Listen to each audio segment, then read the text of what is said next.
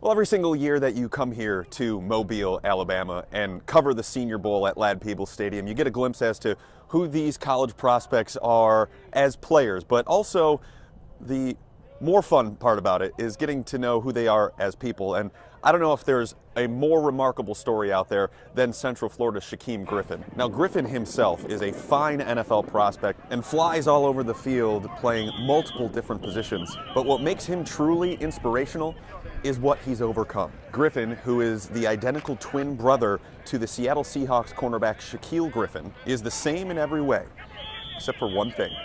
He had to have his hand amputated when he was 4 years old. Griffin was born with amniotic band syndrome and lived with it until doctors decided to take his left hand.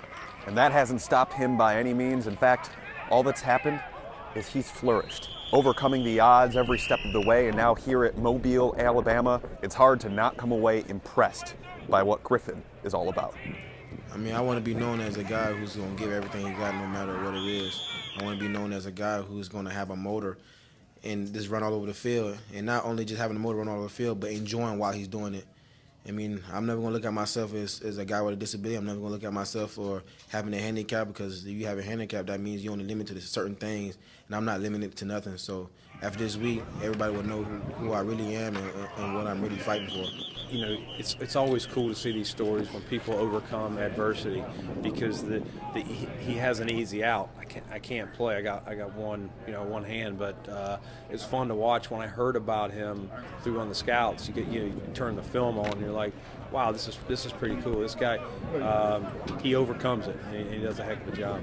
It's not a disability until you make it. So as the Senior Bowl week wraps up here, for practice that is, Griffin has one more opportunity to impress everyone here in Mobile that he has a lot more to him than just what meets the eye. In Mobile, Joe Buscaglia, 7 Eyewitness Sports.